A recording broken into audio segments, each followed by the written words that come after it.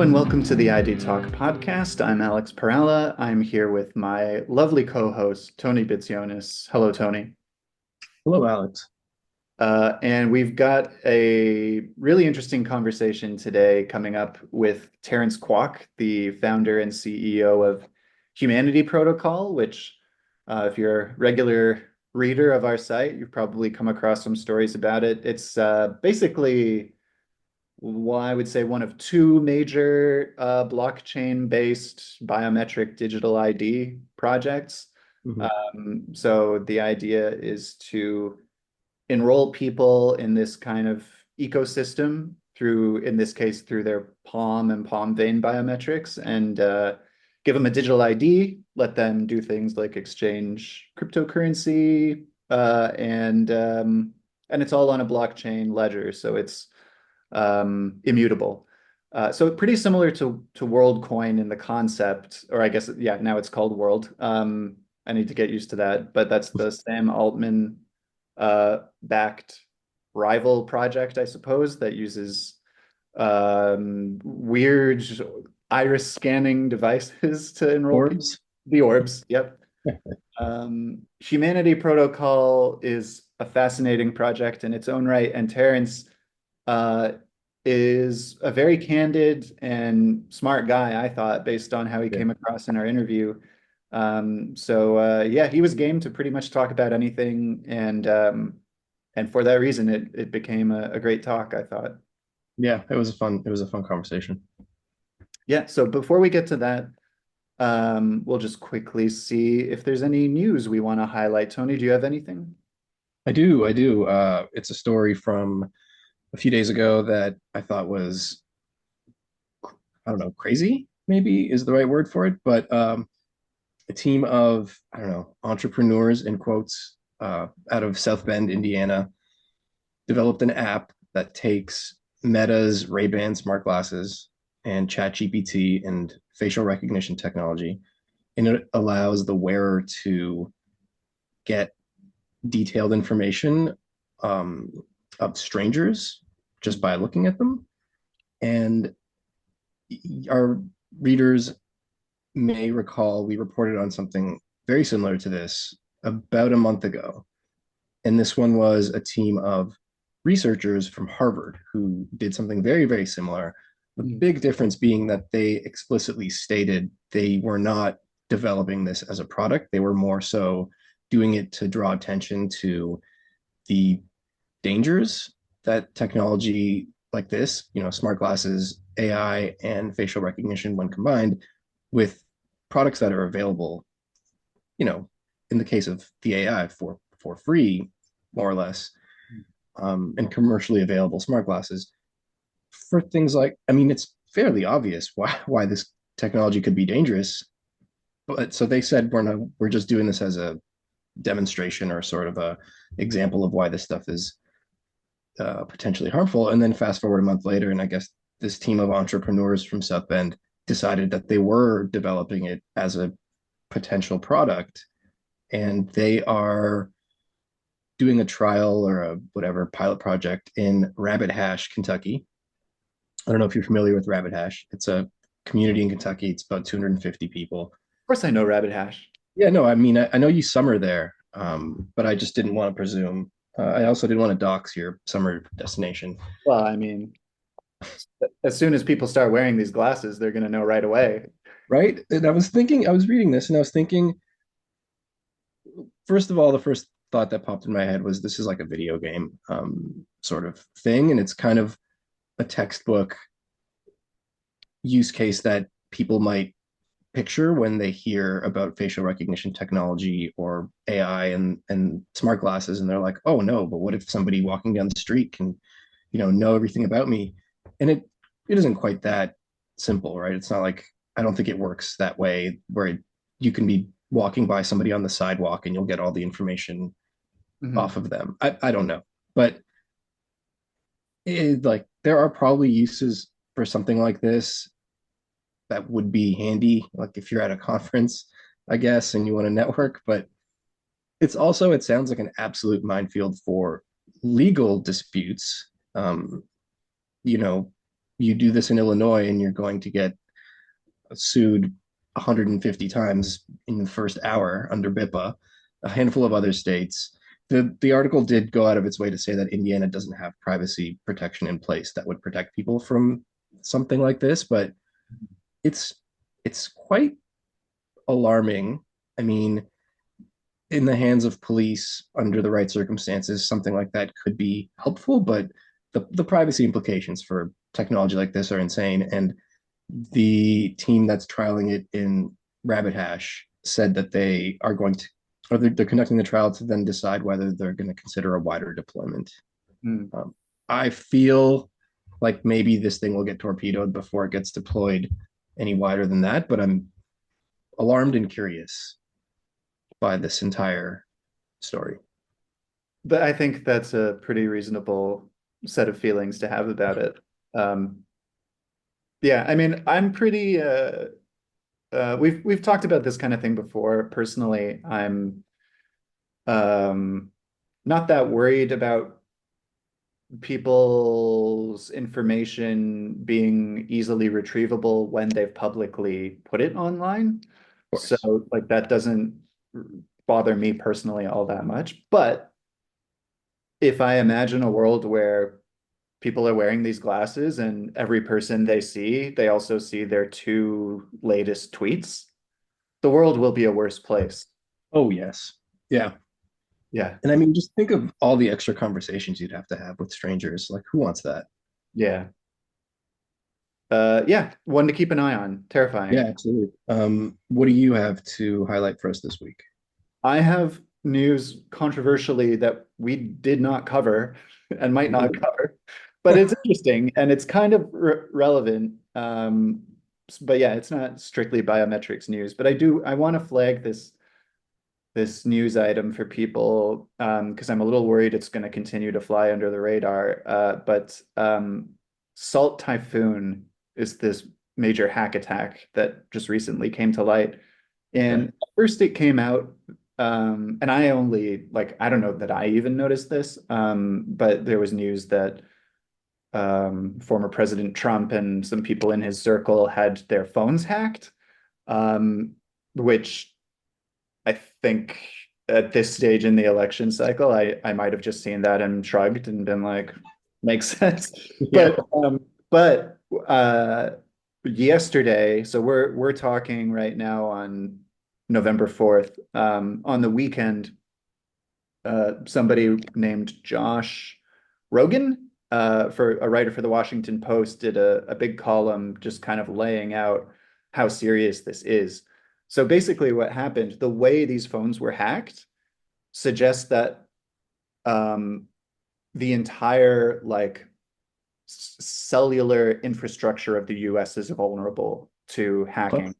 Yeah, and so basically here's how it worked. After 9/11, the telecoms worked with law enforcement to set up backdoors to their networks so that if police had the right kind of warrant, they could ask the networks for access and they could basically pull people's text messages and even listen to their phone calls.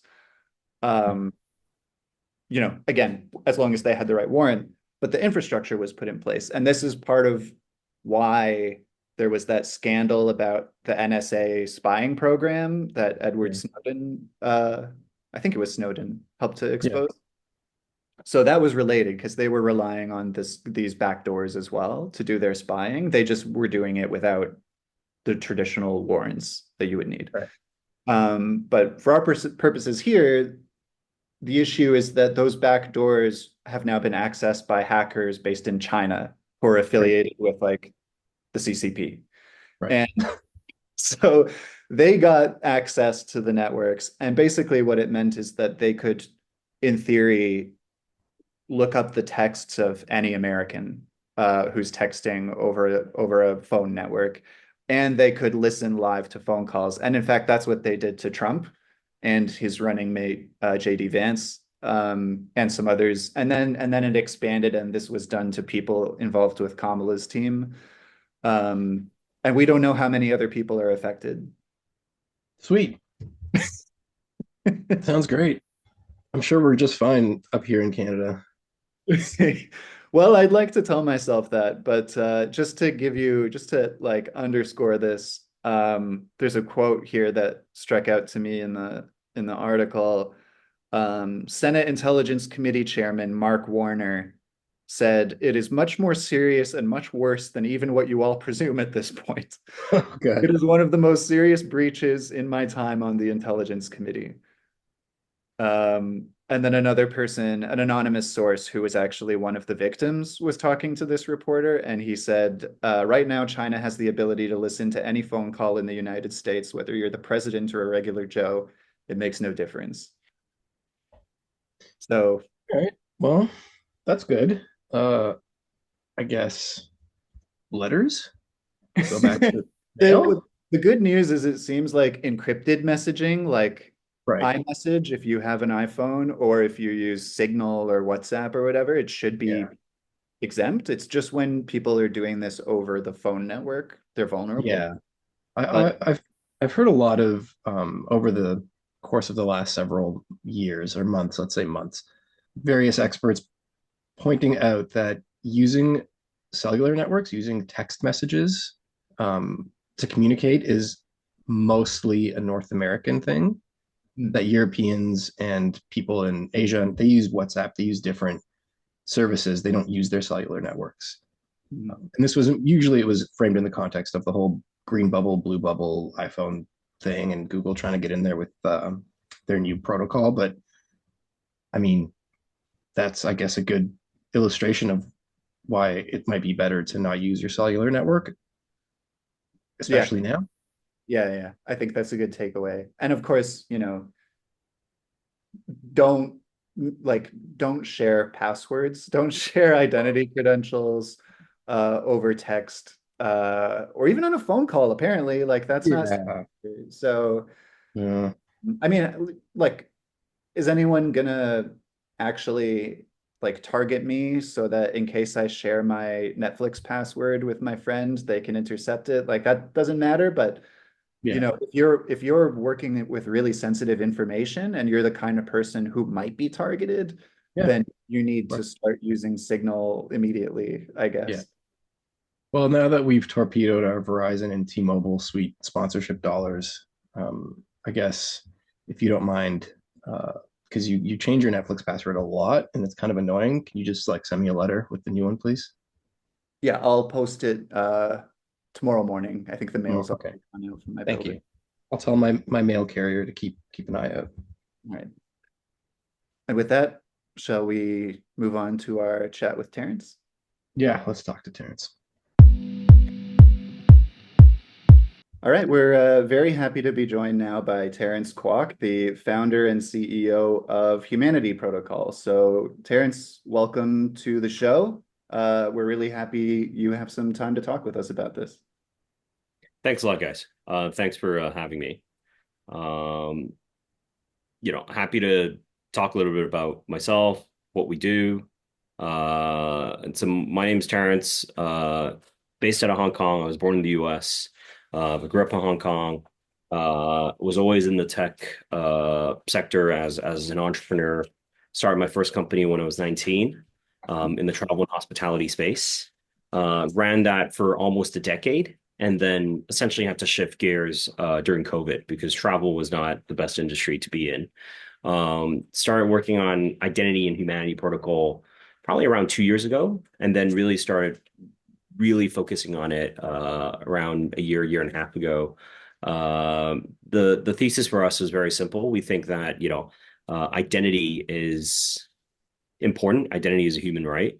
Um, right now, much of anybody's identity information is owned by third parties, whether it's big tech companies, your banks, et cetera, et cetera. We actually think, you should take control of it. I think when it comes to sort of the blockchain space, identity has always been identified as one of the key use cases. Um, I think back since, the 2016, 2017 days, a lot of people, a lot of companies have been trying to do something related to identity on the blockchain. Not too many have actually succeeded. In fact, I don't think anybody's really been able to have something that takes off, that has taken off. And we're trying to sort of do that, right? And one of the key things that we're focusing on is something called proof of humanity. So we think of a human being as having many different attributes. It could be, where you went to school. It could be your where you go to work. It could be your PII, right? Like your name, nationality, different sort of pieces of information about you. And then one of the more fundamental ones is, the fact that you're a human being, Mhm. right? And I think this is something that probably until 2 years ago, nobody really thought too much about. Um, because, hey, you know what? Proving that you're a human being doesn't seem to be a necessary thing. Mhm. I think over the last 2, 3 years, it's become very apparent that that's actually probably one of the key attributes that needs to be proven. If you look at the online world right now, whether it's like deep fake videos, fraudulent phone calls where people pretend to be, your mother's voice, different sort of things, right? We're seeing that actually proof of humanity is becoming more important, and then obviously, the ability for you to own your own information, your own data for all the other attributes as a human being is also super important, right? So that's what we're trying to enable with Humanity Protocol. Um, the project we actually have, as I said, we've been working on it for just over a year. Has been in development for quite a while. We recently launched our testnet. So I think beginning of this month we launched our testnet for the blockchain network. We've hit 500,000 people in just under a month. So literally we hit 500,000 I think a couple hours ago. Mhm. So that was quite nice. The goal for us is to enable Humanity Protocol and proof of humanity for all 8 billion people in the world. All right, that's ambitious and impressive. I think one thing I want to focus on from what you were just saying is a lot of our listeners will be um, very familiar with identity, authentication, that kind of thing. But like you said, it's not nobody has really thought too much about, is this even a human being that we are interacting with until pretty recently, like you were just saying. So it's you're solving not only authentication in terms of these are the attributes that we can confirm that belong to this person, but also this is also a person. Like this is actually a human being that It's is in. actually a person, and I think it's becoming even more important now, right? Because if you think about a lot of the online authentication systems and mechanisms, right, it's relying on you to provide some sort of information that is now becoming easier and easier to fake, Mhm. right? Um, you try to KYC for a digital bank account. What do they ask you? They ask you for sort of a video of yourself, your face. Super easy to fake right now. Asking you for, sort of a proof of address and bank statement. Super easy to doctor right now. So we actually think it's becoming important to prove whether you're a human being or not, whether it's for security purposes or even just in general, right? When we look at a lot of industries, the value lies with humans. You look at the technology world where hundreds of billions of dollars are being spent on digital advertising, Mhm. right? It's a bigger market. It's a bigger market than offline and above the line advertising, digital media. You have a problem as an advertiser if you're being targeted by a bunch of bots, right? You're kind of just throwing money and not getting any sort of return, Yeah. right? So there is interest. It is important to be able to check whether somebody's a human being or not. And one of the interesting things is if you notice when we are using online services in the last 2 years, almost every single time you go to a website or whatnot, it's like verifying that you're a human, right? Or like it's asking you for a bunch of captchas, picking up the traffic lights, picking up the cats, dogs, all sorts of different things. It's super important, and nobody's really found an elegant solution to that. And I think as sort of technology becomes more advanced, frankly, the only way to actually check whether you're a human being or not is actually through sort of biometric solutions. Right. Yeah. So on that note, we should kind of just outline how Humanity Protocol works. Like, how do you explain it to people who aren't in this space at all? Who aren't in the blockchain space or who aren't in sort of the identity space, or Right, both? or both. Yeah. Like people, like just some random person. How would you explain what this? Random person, right? I mean, I don't do a good job at that because I think, I still haven't been able to convince my mom what I'm doing. But I think the simple gist is that in the as I said, right, in the online world, it's really difficult to differentiate humans from non-humans. What we're trying to do to solve that is we think the only way to do that is actually through biometrics, because many parts of a human body by nature are unique, Mhm. right? So some of the common things that are unique, obviously your fingerprint is unique. People are pretty familiar with that. Your iris is unique. There are solutions out there that are trying to use that for proof of personhood or proof of human, because they try to avoid using the proof of humanity word. And then in our case, what we're doing is we're using the person's palm, right? And then in terms of the palm, there are actually two components to it. There is the surface, which is your palm prints, okay, which is like the patterns and the creases that you see, right? The lines, the big ones that you can see, and the small ones that like are not so obvious, slightly more subtle, right? Those patterns don't really change over the course of your life, and it's unique to every single person in the world. The second part of it is actually your veins.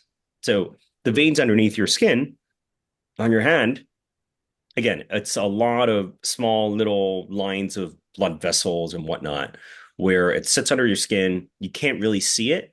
We do need dedicated hardware to be able to sort of capture it. But together both with both the palm print and your palm veins, registering that, encrypting it, we can actually know for a fact whether you are somebody that already exists on the ledger or not, right? And we can pretty much guarantee that you are a unique human being. Right. And that data gets put into like basically a digital ID on this platform. That information gets encrypted, and then a credential is issued Right. on Humanity Protocol. Yes, And I guess, stipulating that you are a unique human being. yeah, I guess the distinction being the credential doesn't say anything about who you are. It's just like this is an entity. The credential doesn't say anything about who you are, Mhm. but the idea with us is that we are issuing decentralized IDs where you can have other credentials tied in that might say who you are, right? But that information still nobody would have access to unless you give somebody access to it. Right. Um, I just want to pick up on something you just mentioned, the concept or the idea of decentralized identity has really been picking up a lot of steam over the last, I guess you could say the last few years, but certainly over the Yeah. last year. Uh, just wanted to get your take on why you think that is. I mean, Alex and I are in the identity industry, the biometrics industry, and we write about this stuff all the time. But what's your kind of read on that? So it's really interesting, right? Like I feel like in terms of like decentralized ID or the ability, like decentralized ID is actually something that people have been thinking about and researching for decades.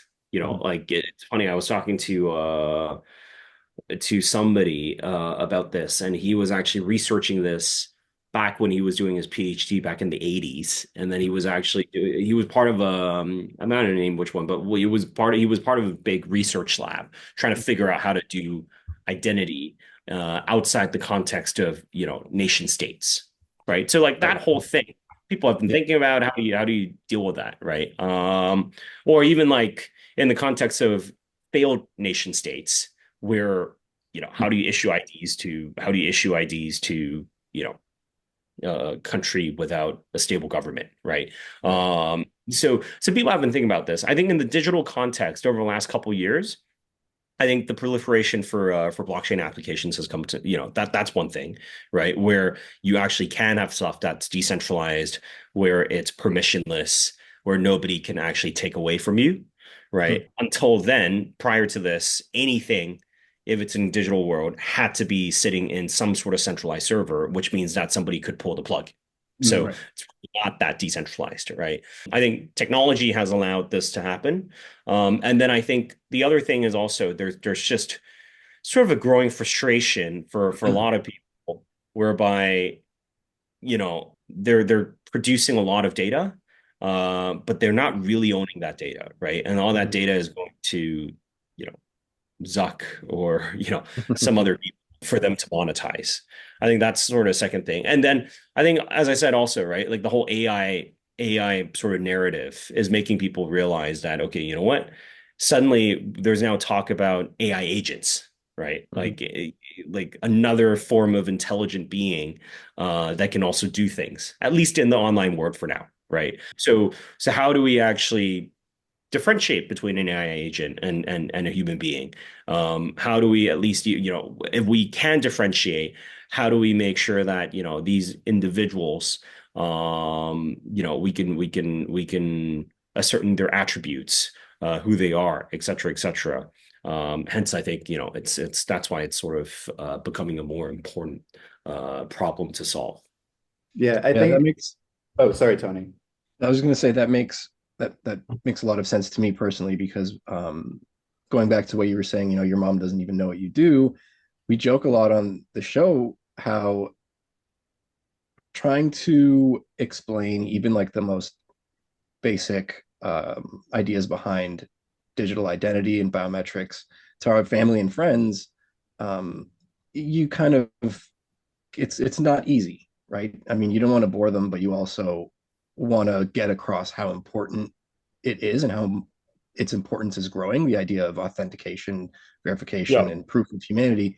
And it hasn't really been that long, or sorry, let me rephrase that. It's only been in the last few months with all the like the proliferation of AI and how incredibly scary Yeah. deepfakes are getting that it's become much easier to, in a Absolutely. passing. In the Yeah, last couple of months, it's super easy to actually explain to people why you right. need to figure out. Like, I mean, as simple as the fact that, I think, I don't know about Canada, but at least from where I am, there are fraud calls and people Hmm. pretending to be other people all the time. Yeah, yeah, yeah, yeah, The phone, it's like, you pick up the phone and then somebody sounds like somebody yeah.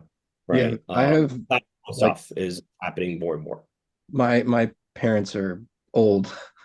They don't listen to the show, so they won't be offended. And Greek and English is not their first language, and I've always been very cautious about them answering spam calls. Right.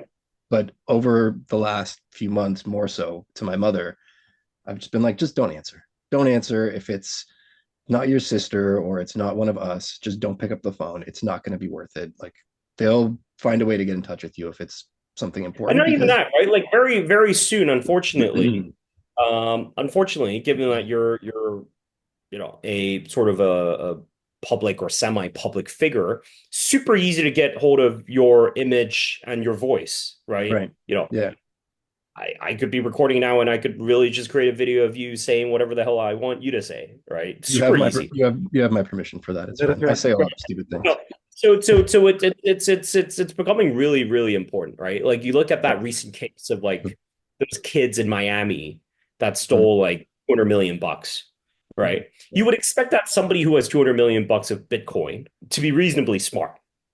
And somehow through pretending to be Google, pretending to be this, pretending to be that, somehow manage to sort it, right?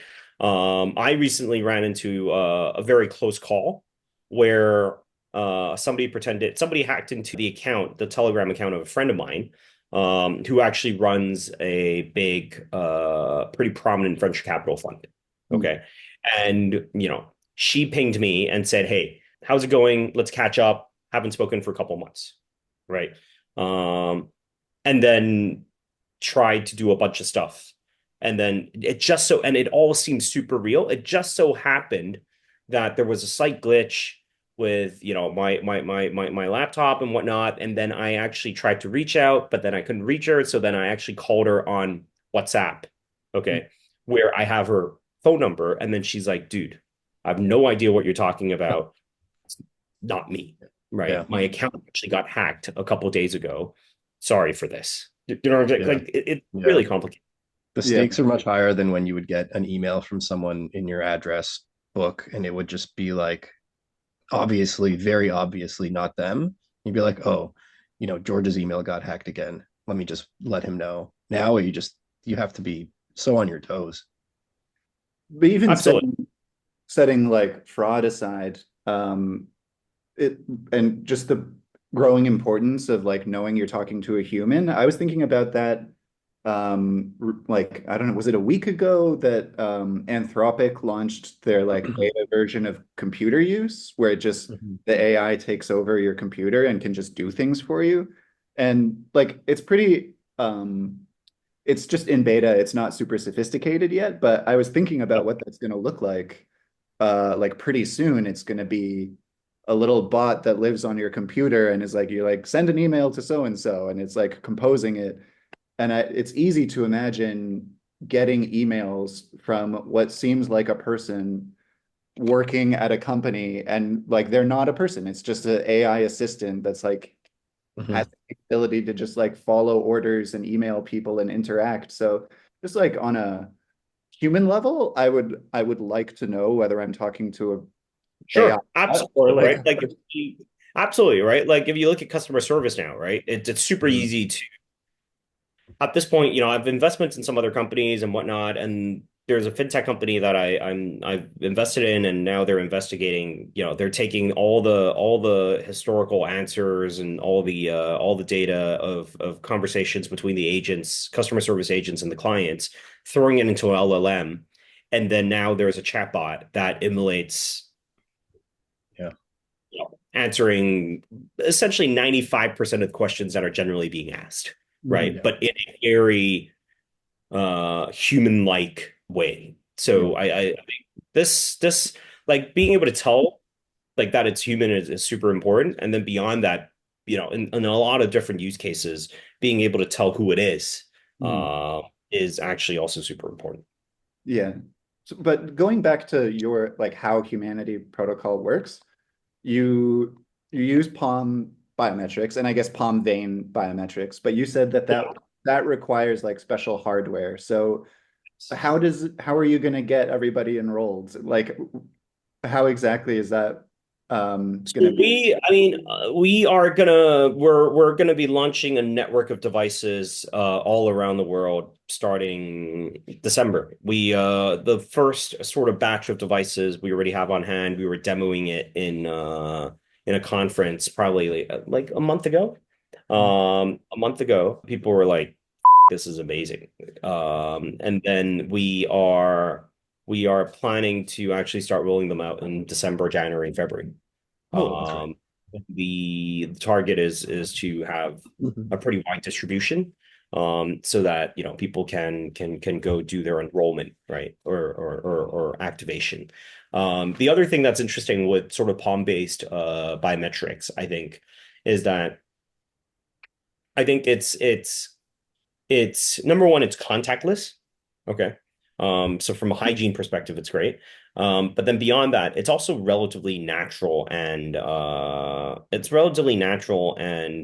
non-intrusive.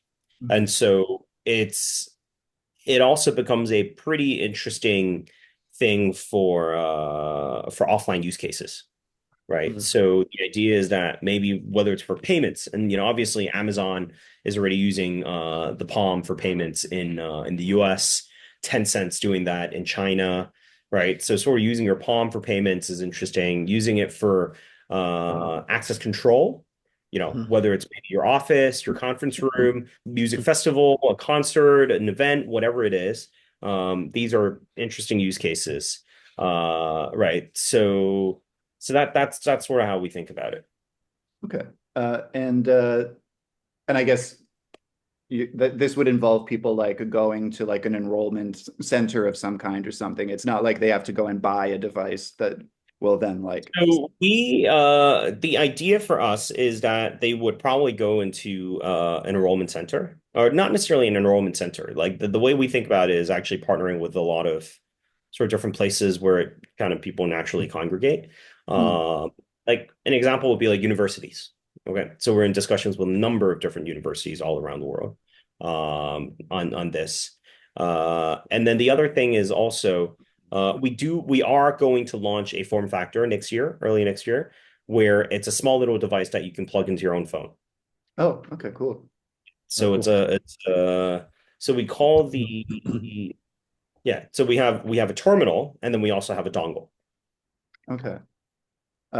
I also Makes wanted to sense. ask about some of the more like Web3 crypto stuff because that isn't really our area of expertise. We cover it because there's so much overlap with identity technology. But you mentioned earlier that you guys just launched a testnet. I think a lot of Mhm. listeners would be confused about what that means. So can you explain that? So essentially, Humanity Protocol is actually a blockchain. Mm, Okay, so we are actually a blockchain, and when we look at all the different blockchains that exist out there, you know, Bitcoin sits on the blockchain, Ethereum is a blockchain, Solana is a blockchain, right? And then there are a whole host of blockchains out there, right? Some blockchains are trying to be general purpose blockchains. There are blockchains that are focused on, being blockchains for games, blockchains for content, blockchains for IP, different sort of things. Um, we don't necessarily see ourselves as a blockchain for identity. We see ourselves as a general purpose blockchain where there is identity functionality baked in. mm, Okay. And what I mean by that is we one of the key interesting one of the key parts of the blockchain ecosystem is that generally interactions with blockchain are largely anonymous, or at least pseudonymous, mm, right? So there's a wallet address. It's completely transparent. You can see what's going on with that address, but you don't know who it is, right? mm, So that's generally the case. Uh, what we're trying to do with Humanity Protocol is that we're launching a blockchain where it's still pseudonymous. You don't know who it is, but there is inherent functionality to be able to check whether an address is a verified human being or not. mm, Okay. And that is actually super important, especially nowadays. Because when we look at the blockchain ecosystem, most blockchains have a token that's tied to it for gas fees or whatnot. There's something called airdrops in the blockchain space where people like to give up free money for getting users on board and all that sort of stuff. Like essentially, blockchain protocols are close to very closely associated with capital. Let's put it this mm, way, right? And so the way we think about this is that it's important for us to be able to differentiate, not necessarily between humans and AI agents, but even just humans and bots, right? A human being who's controlling 100,000 different wallet addresses. And it doesn't make a whole lot of sense for people to do a lot of botting in the Web2 space, in the traditional technology space, because there's not much value to it, right? Like, yes, you can go open 100,000 Facebook accounts, but what do you get out of that? Probably not much. Whereas if you go create 100,000 blockchain addresses and start doing transactions and start trying to farm airdrops and all that sort of stuff, it's a real business. There are people who make millions of dollars doing that, right? And at the cost of other users and at the cost of the entire ecosystem. And so the ability for us to actually differentiate whether an address is a human being or not is super important. And then the other thing also is that historically people talk about how blockchain has not has as much adoption as the industry would like because of three things mainly. because of terrible user experience, because of costs, like it's expensive to make transactions. And then the third thing is speed, Mm. right? So in our philosophy is that all three of these things, yes, needs to be solved in order for the decentralized world to play a bigger role of everybody's life. But from our perspective, even if you solve for all these problems, the proliferation of bots and AI agents will just screw everything up anyways. Right. In the sense that if you think about a blockchain where, if right now, Ethereum can handle a handful of transactions per second. But imagine a blockchain now that somebody is trying to create that can do 100,000 transactions a second. But it doesn't really matter, even if you have 100,000 transactions a second in terms of throughput, if, somebody like Tony could just whip up a script, pretend to be 100,000 different accounts and start sending Mhm. transactions through that blockchain, right? Right. In fact, if you make it cheaper, it's even easier for him to do that, Mhm. right?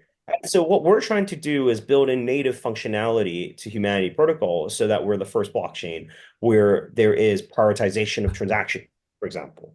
Mhm. You can still use this blockchain if you are not a verified human being, but you sit in one queue. Huh. If you are a human being, there's going to be another queue whereby your transactions are potentially cheaper and faster. Mhm. Okay, this is illuminating for like how blockchain works, but then what it like is the test net what it sounds like, which is just to literally. The testnet is what we call generally in terms of like blockchains, there's what we call testnet and then mainnet. Mainnet is like the real thing. Testnet is like beta. Like Custodian. where people can already use it, people can play Mhm. around with it, people can sign up, people can interact with it, people can do all sorts of different things. Developers can start building initial prototypes of their applications on top of it, but it's not really the real thing yet, right? It's like a beta version to test it out, Like right? a So we launched sandbox, our test. I'm sorry? like a sandbox environment, sort Like of. like a sandbox environment, exactly, right? So we've launched our testnet, Hmm. and then we're planning to launch our mainnet in the next month or two.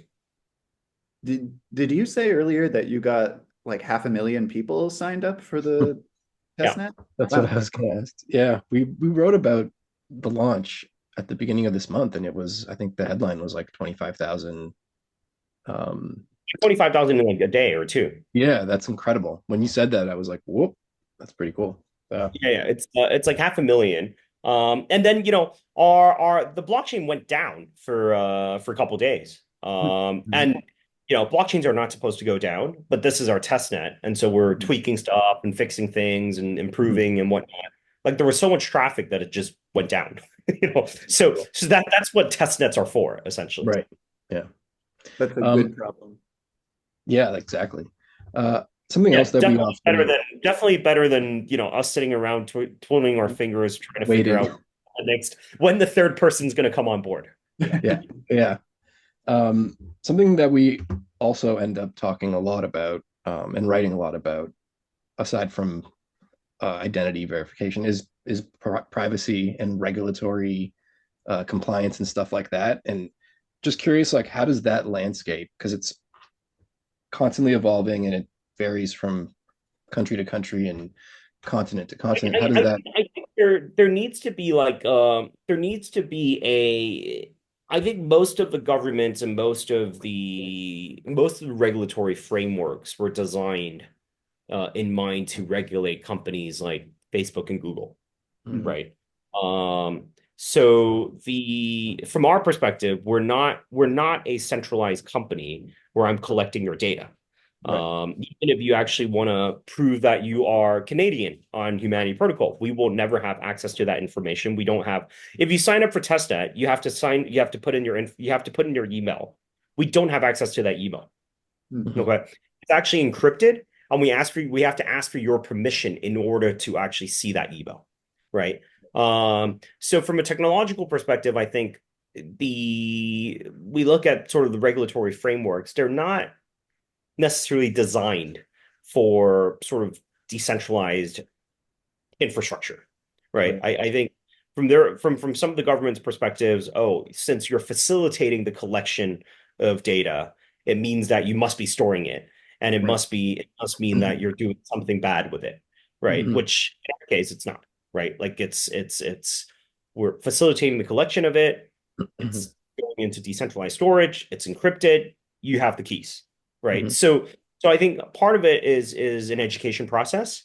And then part of it is also just working within the existing framework to ensure that we're doing right by, the people that we bring on board. Yeah, it does seem like because so the only two companies that I really regularly see doing this approach to decentralized identity is you and Worldcoin, and or I guess it's called World now. And Right. World is like every other article I come across about them is they're being sued or investigated by some sort of like regulatory body. Whereas like you guys, I haven't seen anything like that for Well, I humanity. mean, we're way younger and way smaller, and then I am far less important as an individual as Sam, right? So, you know, You're on this show and he's not, so we disagree. well,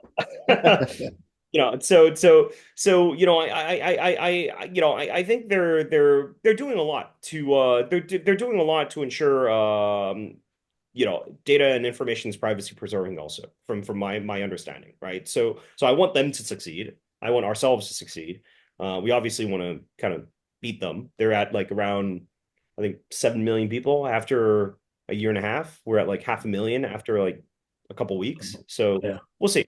We'll see. But like I think the key thing is that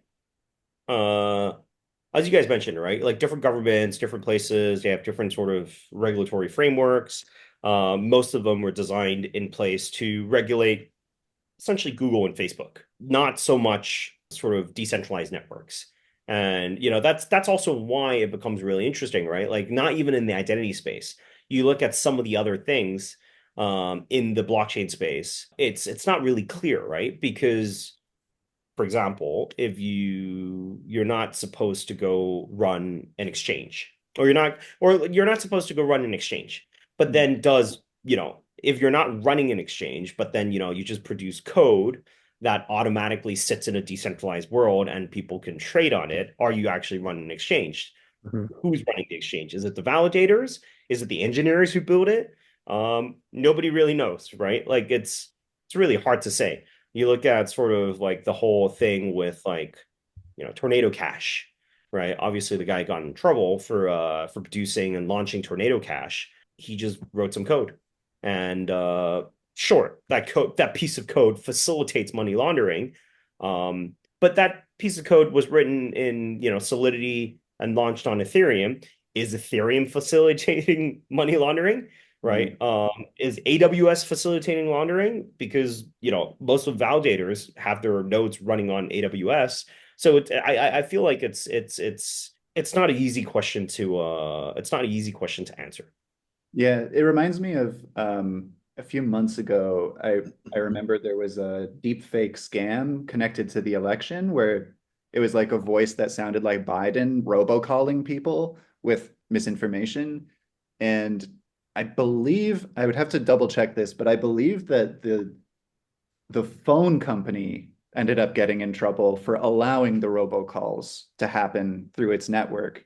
And that surprised me. No, and some governments are becoming like that. I could tell you that, for example, in the UK, I've invested in fintech companies. If you actually get scammed, if you get scammed and you send some money out, okay, the onus is on the bank, right? And it could be like, forget about like, hey, you know what? If somehow Alex, your account, you're like sending, I don't know, like $1 million out and the bank didn't stop it or actually ask you the reasons why, et cetera, et cetera. Sure, I can kind of understand, right? Mhm. But if you get scammed out of $1,200, right? And a lot of people get scammed out of $1,200, Mhm. it's still on the bank's fault. And Mhm. it starts becoming more a sort of philosophical issue, right? Or whether there's overregulation or whether, like, in the name of consumer protection, like great, consumer protection is great, but how do you start protecting everybody against all of this stuff, right? Like if you are, 65 years old and you're not familiar with technology, you pick up the phone, you hear your son's voice, you know, like how do you deal with that, right? Like you hear your son's voice saying, "Hey, you know what? Dad, send me $2,000." Like you know what I'm saying? Like it's Yeah. it's it's really so. I don't think there's a clear way to solve this. And I think the other problem is that technology is moving at such a fast pace, Mhm. right? Yeah. That's why you also see, right? Like as you mentioned, like somebody like Jeffrey Hinton, talking about how AI regulation, it's safety for AI. All of these things are becoming more and more important. Yeah. I know that like you're it's pretty late where you are. You're in a different time zone than us, but so we don't want to keep you too much longer. But I did want to ask also about because your project sort of like lives in the Web3 space now, but it sounds like ultimately the goal is to get it like get a lot of people using it, whether they're into Web3 tech Or or not, yeah. not. So how like what would that look like?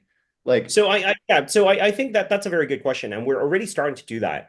So we have some pretty interesting announcements coming out soon, where we will be working with companies in the offline world, even some higher education institutions, and the whole idea is that for us, as I mentioned, right, we're building humanity protocol not just for proof of humanity, but actually almost something called like proof of human identity, right? So the idea is that it could be many different attributes.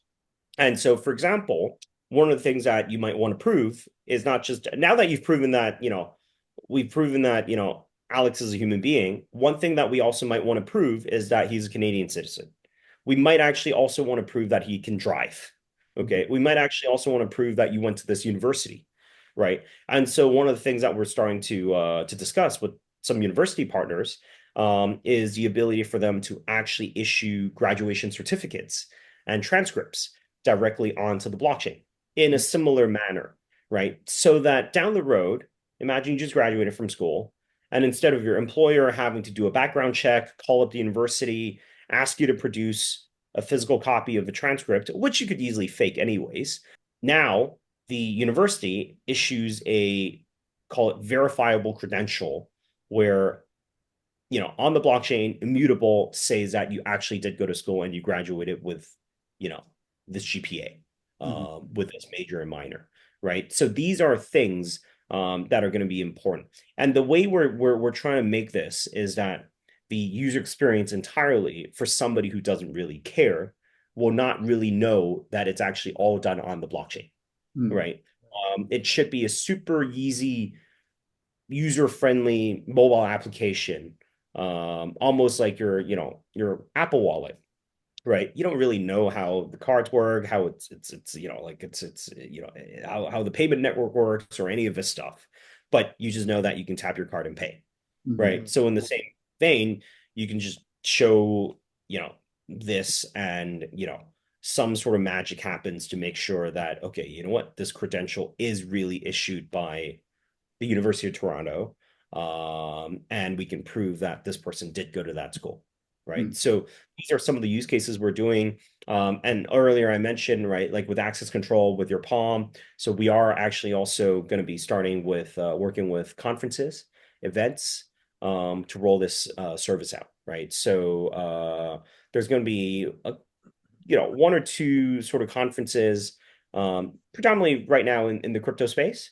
Mhm. but it doesn't really have to be down the road, but like where people can actually sign up, they go buy their ticket, but instead of having the ticket be a QR code or some sort of piece of paper that they have to show at the door, it's issued as a credential on Humanity Protocol. And then if you have your palm scanned already, you can actually directly access the event just by scanning your palm, right? So some of these things we are working through, but the core goal is to make sure that the user experience is indistinguishable from any easy to use mobile application.